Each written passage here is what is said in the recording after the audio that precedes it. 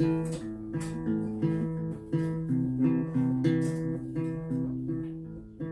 here a song about fear again?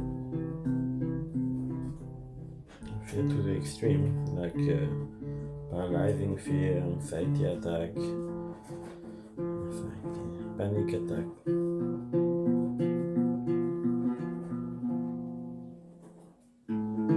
Those mornings where someone else can't seem to get anything done. Why to do that? Why to do this? Why? When the news are so alarming that in 2 to 10 years, the society might be totally collapsed. So why plans to grow departments, to improve the faculty, to improve the ranking of a university, even do repairs on the house. Truth is, you can always improve things, always make things a little less worse by taking action. But you need to think, to straighten your priorities. So it's okay to take a break, and to take some time to acknowledge your pain, and to take a deep breath and to think about things. So when you feel fear, don't distract yourself.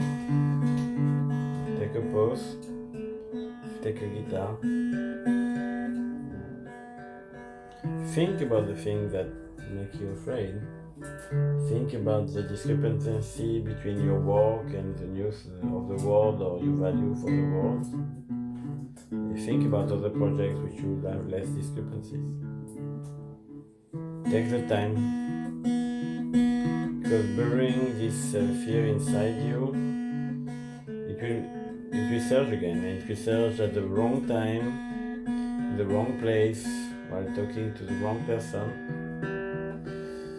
and with the wrong consequences.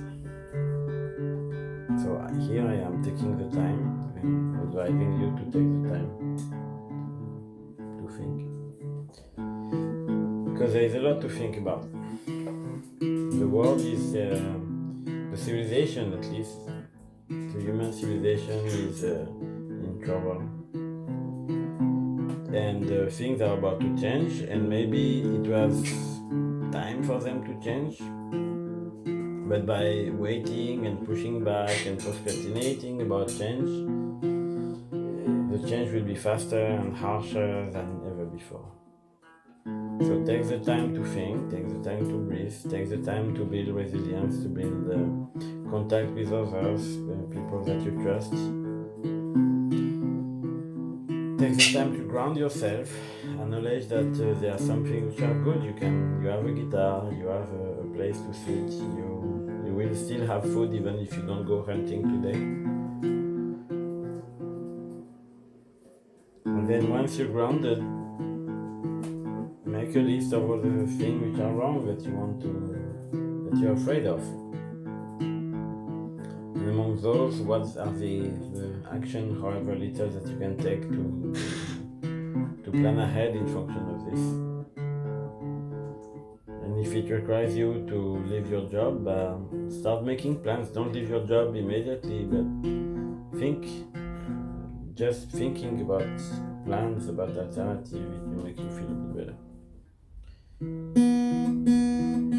And it's not about just making you feel better, just about making the pain go away. It's about acknowledging the pain and taking decisions in function of this pain. Not overreacting, not taking any rash decision because of the fear, the pain that you have, but not ignoring it either. Writing stuff, thinking.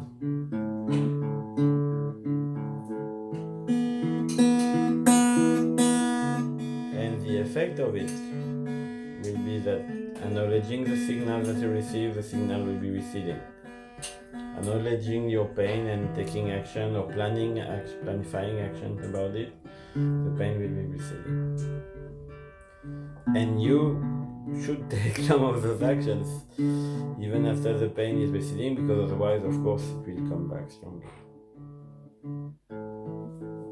Some harsh times are coming for everybody. Some harsh times are coming already for some people. The elite of the society, or the so-called elite, are quite protected about it. I think the academics, the scientists are protected about it, but they see it, and if they wouldn't be academic if they didn't have some kind of empathy for most of them, and they are suffering from anxiety maybe for the others, when there is not that many reasons for them to be anxious for themselves. So that's generates a bit of contradiction. You're afraid, but you don't have anything to be afraid of.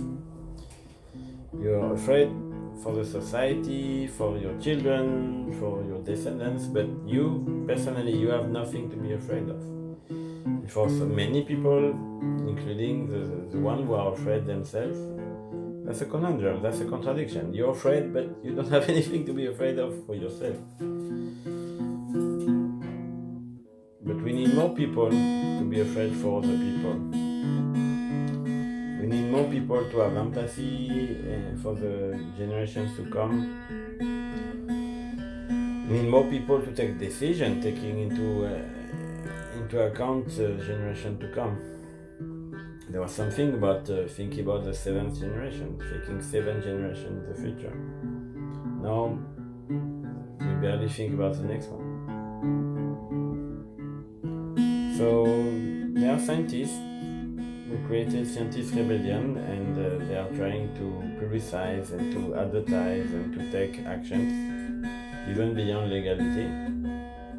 There are citizens with Extinction Rebellion who do the same. They are still a minority, they are called eco-terrorists. But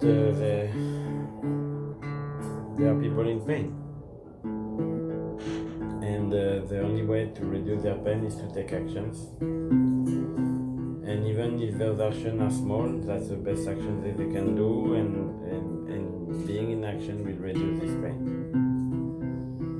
And advice to all the government of all the world, if you want to refrain them, adding more pain won't refrain them. They are in pain already.